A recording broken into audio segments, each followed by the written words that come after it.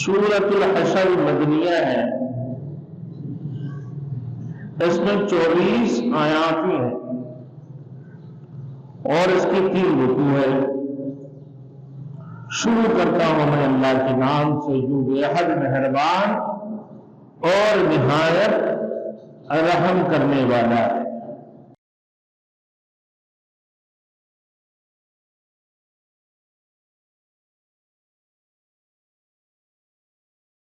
Thanks for watching. Don't forget to like, comment, share and subscribe to Maulana Habibullah Rouhani Official. الحمد لله وكفى وسلام على عباده الذين اصطفى أما بعد فأعوذ بالله من الشيطان الرجيم بسم الله الرحمن الرحيم سبح لله ما في السماوات وما في الأرض وهو العزيز الحكيم صدق الله المولانا العظيم۔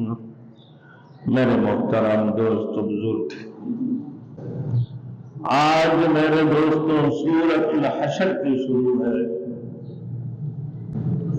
سورۃ الحشر مدنیہ ہے،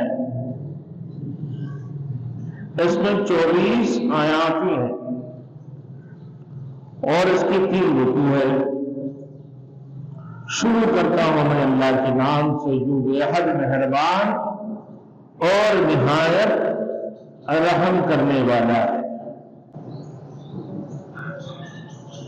اس سورہ مبارکہ کا نام سورۃ الحشر ہے، جو کہ اس کی دوسری آیات میں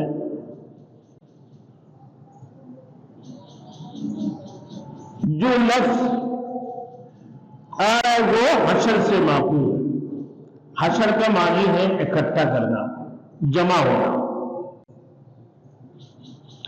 مدینہ کی یہودیوں بنی نذیر نے جب معاہدہ مدینہ کی خلاف ورزی کی اور مسلمانوں کی خلاف غداری کی تو ان کو مدینہ سے نکال دیا گیا۔ اس کام کے لیے اہل ایمان کا جو لشکر اکٹھا ہوا تھا اس کو اول الحشر کہلاتے ہیں۔ اس کو اول الحشر کے نام سے لفظ سے تعبیر کیا گیا، یعنی یہ اسلامی لشکر کا پہلا اجتماع تھا۔ بعد دوسرے مواقع پر بھی یہودیوں کی جلوطنی کے لیے لشکر اسلام جمع ہوتا رہا۔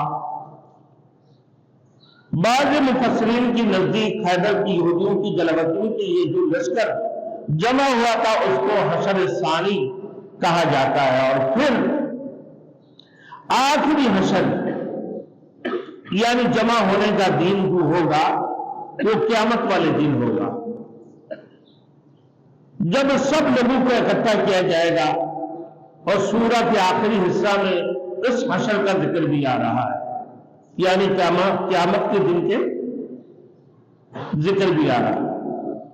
حضرت عبداللہ بن مسعود رضی اللہ تعالیٰ عنہ سورہ کا ایک نام سورہ بنی نذیر بھی بتاتے ہیں، کیونکہ اس سورہ میں اسی قبیلے کی جلاوطنی کا تذکرہ ہے، یعنی یہودیوں میں سے قبیلہ بنی نذیر کو جلاوطنی کر دیا گیا تھا۔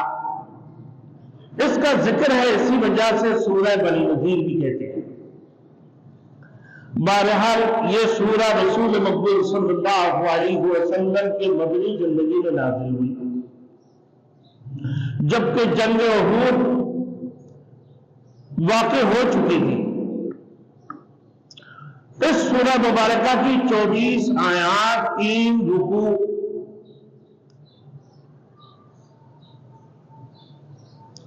اور 745 الفاظ اور 1712 حروف پر مشتمل ہے۔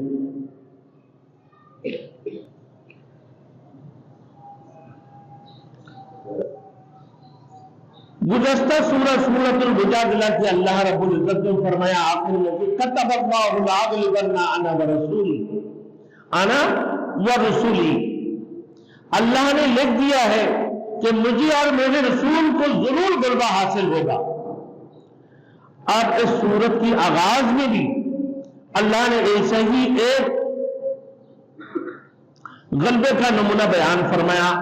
اس کے علاوہ یہ سورہ منافقین کی رشا داواریوں کا ذکر ہے، یہودیوں کی دینوی اور آخروی اخروی سزا کا ذکر بھی اللہ نے فرمایا، اور اس سورت کے اندر مال فائی کی ذکر بھی فرمایا۔ مہاجرین اور انصار کی فضیلت بیان ہوئی، 6 چیزوں کا ذکر اللہ نے فرمایا سورت کے اندر۔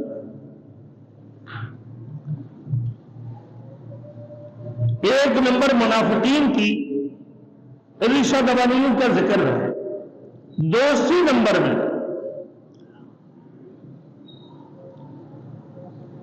اللہ رب العزت نے ایک غلبے کا نمونہ بیان فرمایا، تیسری میں یہودیوں کی دنیاوی اور اخروی سزا کا ذکر اللہ نے فرمایا، چوتھی نمبر میں مال فائی کا ذکر،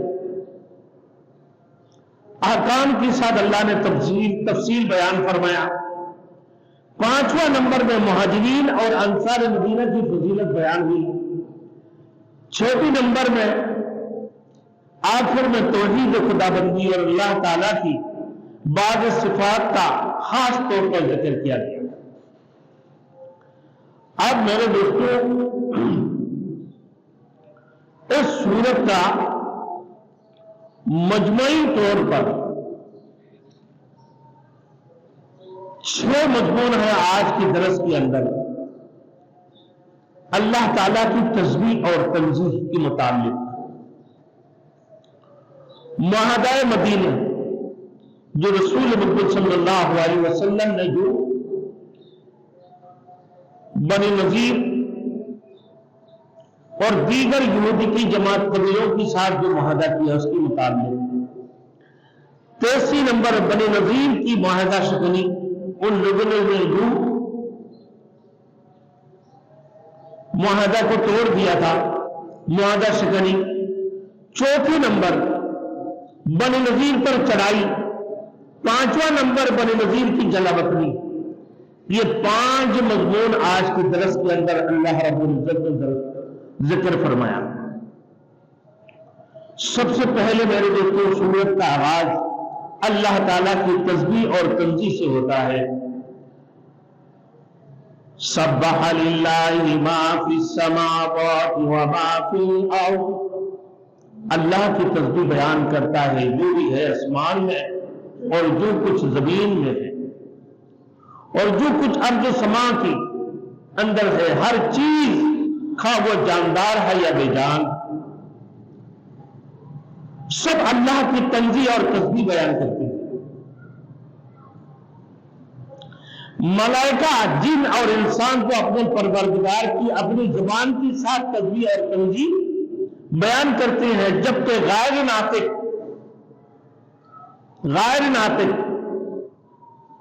یعنی جو بولتے ہی ہیں، چرند ہے، پرند ہے، کیڑے مکڑے، مچھلیاں اور دیگر سارے مخلوق بھی اللہ کی تسبیح بیان کرتی ہیں۔ اس کے علاوہ بیجان چیزوں